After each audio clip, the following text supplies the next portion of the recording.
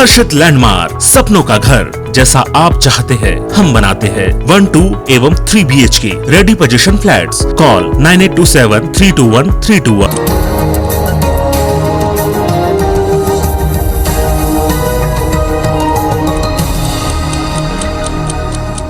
नमस्कार, साथ की बड़ी बात में स्वागत है आप सभी का। मैं हूं आपके साथ श्रवण तंबोले। बुलेटिन की शुरुआत करेंगे भोपाल की एक बड़ी खबर के साथ। राजधानी में भी हिट एंड रन का मामला सामने आया।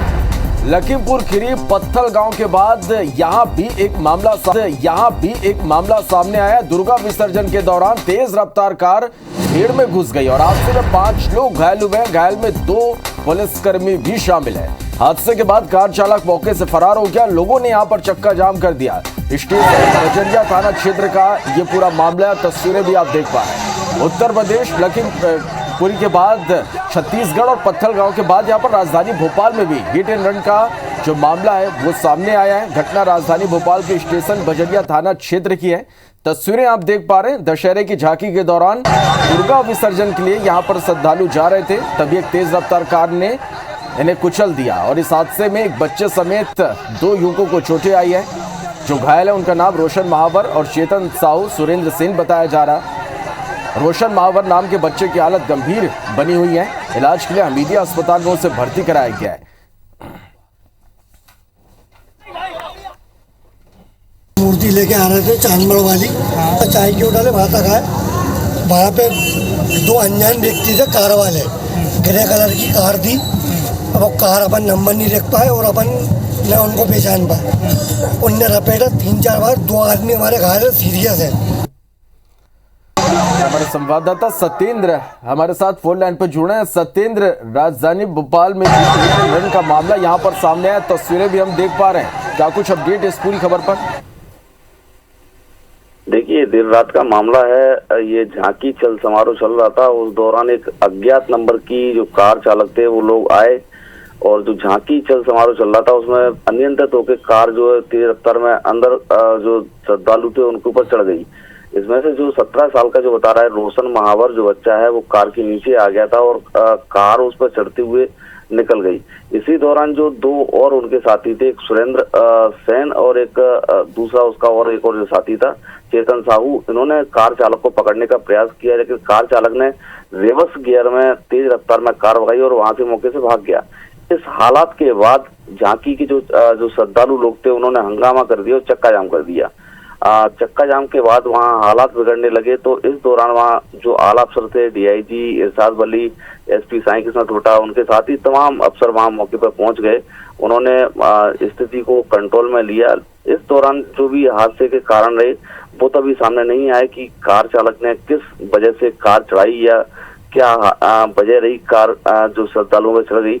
लेकिन जो अफसरों का मानना था कि अफसरों का कहना है कि हादसे के बाद जो घायल था उस बच्चे को हमीदिया अस्पताल में भर्ती करा दिया गया और 2 लोगों को जो मामूली चोटें आई थी उनको वहीं से प्राथमिक उपचार के बाद छुट्टी कर दी गई थी। लेकिन जो बच्चा है रोशन महावर, उसकी हालत अभी सीरियस बनी हुई है। बताते हैं कि उसके ऊपर से कार जो है रिवर्स गियर में 2 बार पहले आगे से चढ़ी, फिर पीछे से रिवर्स करते समय पीछे से चढ़ गई। 2 बार उसके ऊपर से कार गुजरने से उसकी हालत सीरियस बनी हुई है। पुलिस अफसरों का मानना है कि इस घटना के बाद से आरोपी कार चालक को पकड़ने के लिए इलाके के जो CCTV कैमरे हैं वो खंगाले जा रहे हैं।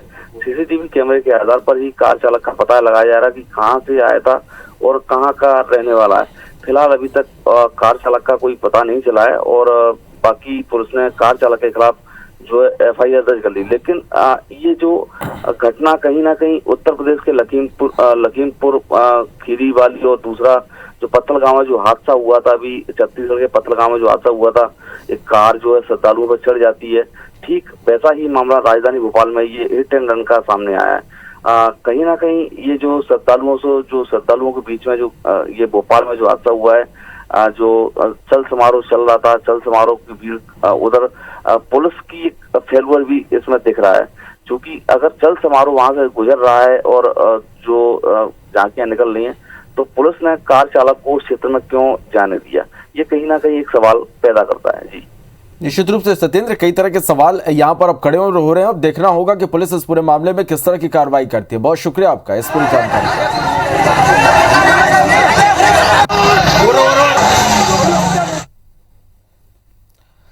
चलिए बढ़ते आगे। रायपुर से खबर, जहां पत्थलगांव हादसे का विरोध जारी। आज प्रदेश कार्यालय में बीजेपी प्रेस कॉन्फ्रेंस करेगी। संवेदनहीनता के खिलाफ बीजेपी का जन जागरण अभियान होगा। बीजेपी युवा मोर्चा भी विरोध प्रदर्शन करेगी। कल बीजेपी महिला मोर्चा कैंडल मार्च निकालेगी।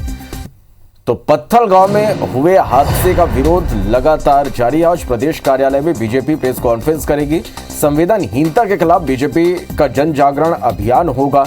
बीजेपी युवा मोर्चा भी विरोध प्रदर्शन करेगी। कल बीजेपी महिला मोर्चा कैंडल मार्च निकालेगी।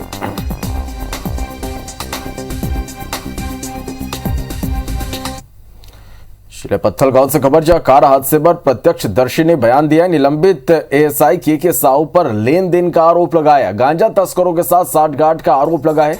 लेन देन की प्रत्यक्षदर्शी महिला का बयान सामने आया है।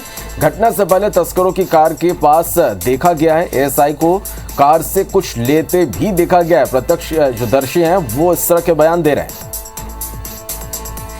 तो पत्थलगांव में जिस तरह से दिल दहला देने वाली यहां घटना हुई, कार हादसे पर प्रत्यक्षदर्शी सामने आए, उन्होंने बयान दिया। निलंबित एएसआई के साहू पर लेन देन का आरोप लगाया। गांजा तस्करों के साथ साठगांठ का भी आरोप पुलिस पर लग रहे हैं। लेन देन की प्रत्यक्षदर्शी महिला का ये बयान है कि घटना से पहले तस्करों की कार के पास एएसआई को देखा गया और कार से कुछ लेते भी देखा गया है। अब हाथ डाला हो तो मैंने देखा, अब वो तो उनके अंदर की लेन देन की बात है। अब क्या लेन देन हुआ उनका? हाथ डाला है, हाथ निकाला है और उसके बाद मुंडी इशारा किया। हाथ निकालने के बाद 2 सेकंड भी नहीं हुआ है, उसके बाद में जो है ना वो फिर दबाते लगे गाड़ी को। बढ़ते आगे, मुख्यमंत्री भूपेश बघेल आज से 2 दिन के बस्तर दौरे पर रहेंगे। वे मुरिया दरबार, देवी मड़ई समेत कई कार्यक्रमों में शामिल होंगे। मुख्यमंत्री सुबह करीब 11 बजे रायपुर से रवाना होकर दोपहर 12 बजे जगदलपुर पहुंचेंगे। वहां मां दंतेश्वरी एयरपोर्ट में लगेज कन्वेयर बेल्ट का आगाज करने के बाद मां दंतेश्वरी मंदिर में पूजा अर्चना करेंगे और इसके बाद वे सिराहा सार चौक में आयोजित मुरिया दरबार कार्यक्रम में शामिल होंगे। मुख्यमंत्री भूपेश बघेल ग्राम आसना में Bastar Academy of Dance Arts and Literature का अवलोकन करेंगे और इसके साथ ही विकास कार्यों का भूमि पूजन और लोकार्पण भी करेंगे। वे इस दौरान समाज प्रमुखों से चर्चा भी करेंगे। मुख्यमंत्री भूपेश बघेल शाम को जगदलपुर में बस्तर आर्ट गैलरी और नवीनीकृत दलपत सागर का लोकार्पण करेंगे। वहीं राज्यपाल अनुसुईया उइके के बस्तर दौरे का आज 3रा दिन है। चलिए बढ़ते आगे। मध्य प्रदेश के उपचुनाव के लिए प्रचार अभियान तेज हो चुका है। आज खरगोन के भीकन गांव में बीजेपी प्रदेश अध्यक्ष वीडी शर्मा प्रचार करेंगे। युवा सम्मेलन को भी यहां संबोधित करेंगे। झिरनिया में बूथ और पन्ना समितियों के सम्मेलन में भी शामिल होंगे। तो मध्य प्रदेश में होने वाले उपचुनाव को लेकर अब जो प्रचार अभियान है वो पूरी तरह से तेज हो चुका है। आज खरगोन के भीकन गांव में बीजेपी प्रदेश अध्यक्ष वीडी शर्मा प्रचार करेंगे। युवा सम्मेलन को भी संबोधित करेंगे। झिरनिया में बूथ और पन्ना समितियों के सम्मेलन में भी शामिल होंगे।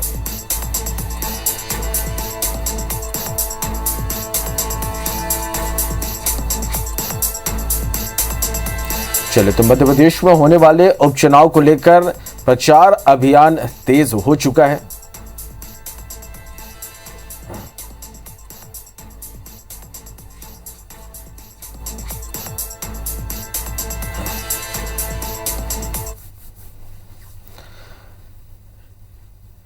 चले, तो आज मध्य प्रदेश और छत्तीसगढ़ में खबरों में क्या कुछ खास रहेगा, हमारे साथ 2 संवाददाता हमारे साथ लाइव जुड़े। रायपुर से हमारी सहयोगी प्रिया पांडे हमारे साथ लाइव हैं, तो वहीं भोपाल से नीलम गुरवे हमारे साथ लाइव जुड़ गई हैं। सबसे पहले रायपुर का ही रुख करते हैं। प्रिया, आज दिन भर की हम बात करें, छत्तीसगढ़ में आज खबरों में क्या कुछ खास रहने वाला है?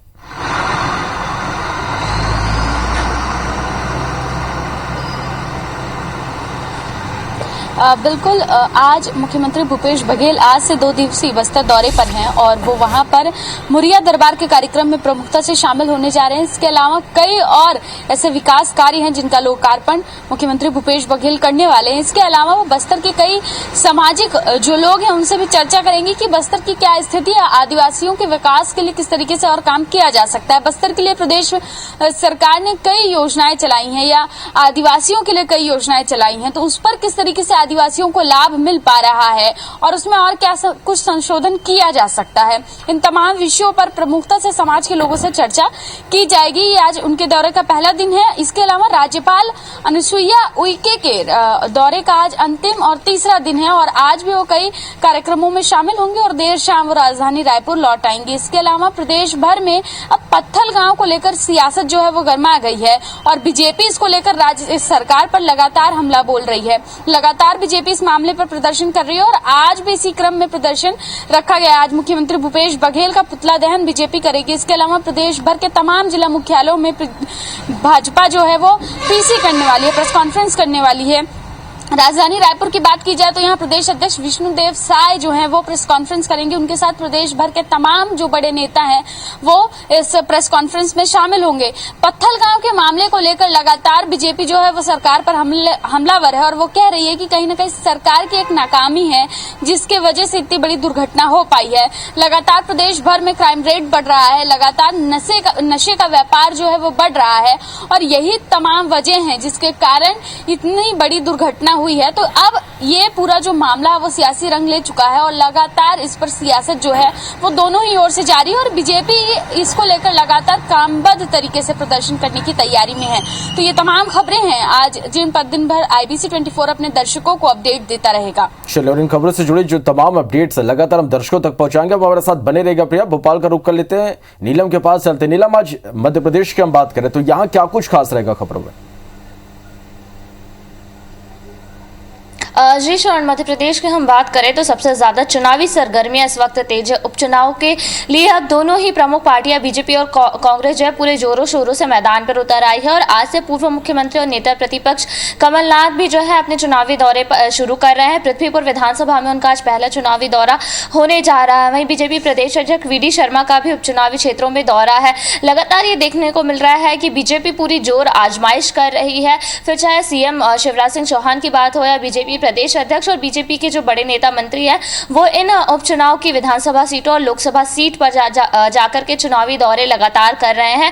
वहीं अब से कांग्रेस भी पूरे जोर शोर के साथ मैदान में उतर आई है और पूर्व मुख्यमंत्री कमलनाथ आज से अपने दौरे शुरू कर रहे हैं। तो मध्य प्रदेश में जैसे जैसे उपचुनाव की तारीख नजदीक आते जा रही है, 30 अक्टूबर दोनों ही पार्टियां पूरी जोर आजमाइश कर रही है क्योंकि ऐसा माना जा रहा है कि आने वाले जो विधानसभा चुनाव है वो ये उपचुनाव उस विधानसभा चुनाव का सेमीफाइनल हो सकता है। हालांकि इससे सरकार की सेहत पर तो कोई फर्क नहीं पड़ने वाला है, पर ये एक तरीके का सेमीफाइनल रहेगा कि इसके नतीजे इस बात पर निर्भर करते हैं कि आने वाले विधानसभा चुनाव में दोनों पार्टियों को कितनी जोर आजमाइश करने की जरूरत रहेगी। तो आज से जो है कांग्रेस भी अपने चुनावी दौरे शुरू करने जा रही है। श्रवण, चलिए, तो इन तमाम खबरों से जुड़े अपडेट्स लगातार हम दर्शकों तक पहुंचाते रहेंगे। आप दोनों का बहुत शुक्रिया इस पूरी जानकारी के लिए। चलिए, बढ़ते आगे। दिल्ली कांग्रेस मुख्यालय में कांग्रेस वर्किंग कमेटी की अहम बैठक हुई जिसमें देश के मौजूदा हालात पर चर्चा हुई और इसके साथ ही एक बार फिर से राहुल गांधी को पार्टी का राष्ट्रीय अध्यक्ष बनाने का प्रस्ताव आया। राजस्थान के मुख्यमंत्री अशोक गहलोत ने यह प्रस्ताव लाया। इसके पहले बैठक को संबोधित करते हुए कांग्रेस के अंतरिम अध्यक्ष सोनिया गांधी ने कहा कि फिलहाल मैं ही पार्टी की स्थायी अध्यक्ष हूं। इशारों में उन्होंने कहा कि किसी को भी मीडिया के माध्यम से मुझ तक बात पहुंचाने की जरूरत नहीं है।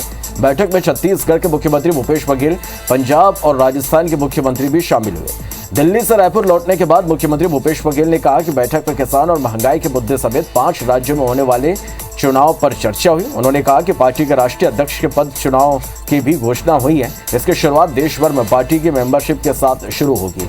कांग्रेस के CWC के बैठक को लेकर नेता प्रतिपक्ष धर्मलाल कौशिक ने कहा कि कांग्रेस को नेतृत्व विहीन होने का खामियाजा भुगतना पड़ रहा है। 5 राज्यों में जहां विधानसभा चुनाव अभी कुछ महीनों बाद होने वाले हैं, उसके बारे में भी विस्तार से चर्चा हुई।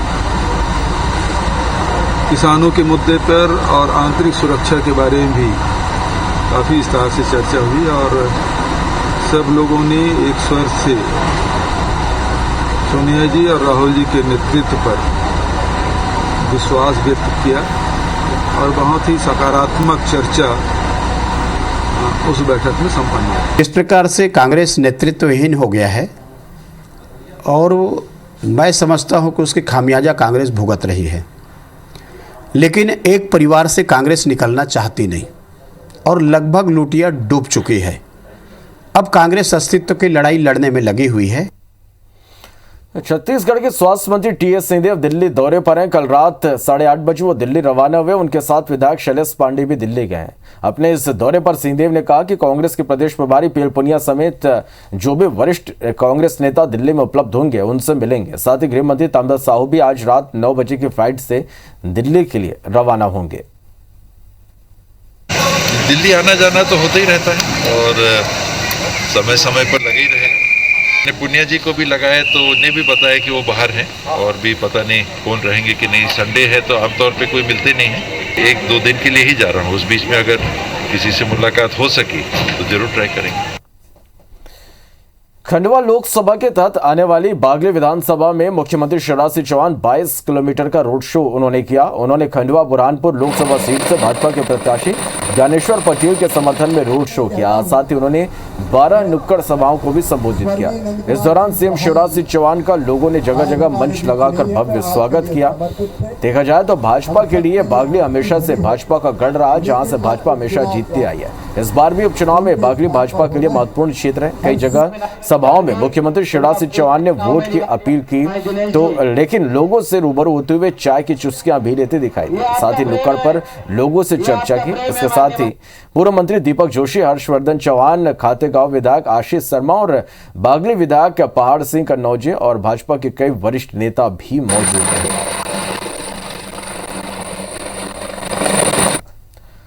चलो, और इस बीच सतना से बड़ी खबर, जहां मैहर के शारदा देवी मंदिर का रोपवे बंद करने का आदेश जारी किया गया। कलेक्टर अजय कटेसरिया ने आदेश जारी किया। सिक्योरिटी ऑडिट कराकर एनओसी पेश करने तक बंद करने का आदेश जारी किया गया। कल 1.5 घंटे तक अचानक रोपवे में तकनीकी खराबी आई थी और सैकड़ों श्रद्धालु करीब 1.5 घंटे तक रोपवे में फंसे थे। तो ये बड़ी खबर, सतना स्थित माता मैहर के शारदा देवी मंदिर का रोपवे बंद करने का आदेश जारी किया गया है। कलेक्टर ने यह आदेश जारी किया है। सिक्योरिटी ऑडिट कराकर एनओसी पेश करने तक रोपवे बंद करने का आदेश जारी किया गया है। कल 1.5 घंटे तक आपको बता दें कि रोपवे में अचानक तकनीकी खराबी आ गई थी और सैकड़ों श्रद्धालु रोपवे में फंसे रहे।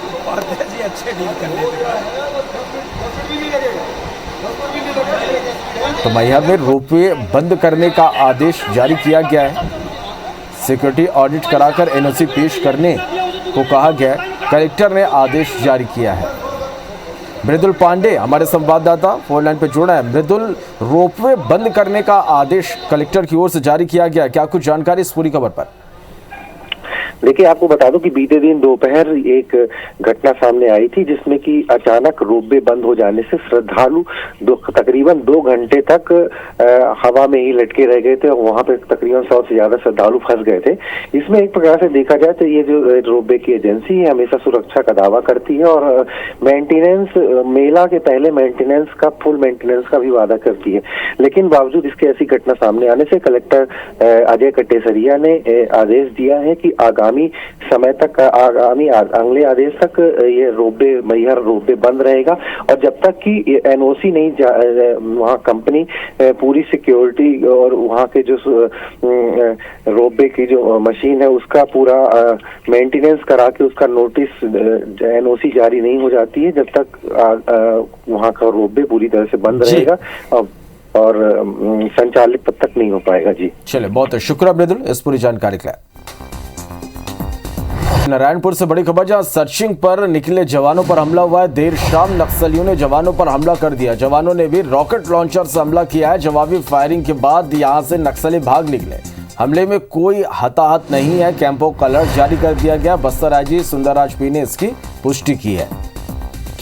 तो बड़ी खबर नारायणपुर से, जहां सर्चिंग पर निकले जवानों पर हमला हुआ है। कल देर शाम नक्सलियों ने जवानों पर हमला कर दिया। जवानों ने भी रॉकेट लॉन्चर से हमला किया। जवाबी फायरिंग के बाद नक्सली यहां से भाग निकले। हमले में कोई हताहत नहीं हुआ है। कैंपों का अलर्ट जारी कर दिया गया है। बस्तर आईजी सुंदरराज पी ने इसकी पुष्टि की है। तो मंगलवार को छत्तीसगढ़ और ओडिशा के सीमा पर हुई पुलिस नक्सली मुठभेड़ में मारे गए 3 नक्सलियों की शिनाख्त कर ली गई है। मारे गए नक्सलियों में एक 5 लाख का इनामी नक्सली अनिल उर्फ मुक्का सोडिया जो एरिया कमेटी सचिव था। वहीं महिला नक्सली सोनी पर 4 लाख का इनाम था और 1 लाख के इनामी चिन्ना राव के रूप में तीसरे नक्सली की पहचान हुई है। जिनमें 2 नक्सलियों की सक्रियता लंबे समय से छत्तीसगढ़ और ओडिशा सीमा पर बनी हुई थी। मारे गए नक्सलियों के पास से 2 इंसास राइफल और 1 SLR राइफल भी बरामद की गई है। मुश्किल इलाके से शव को बाहर निकालने में 2 दिन का वक्त लग गया। तीनों नक्सलियों पर कुल 10 लाख का इनाम घोषित था। नक्सलियों के मारे जाने से पुलिस का दावा है कि सीमावर्ती इलाके में नक्सलियों की एरिया कमेटी कमजोर हुई। इस इलाके में ही कुछ साल पहले दरभा एरिया कमेटी का मोस्ट वांटेड नक्सली सोना दर भी ओडिशा पुलिस के हाथों मारा गया था।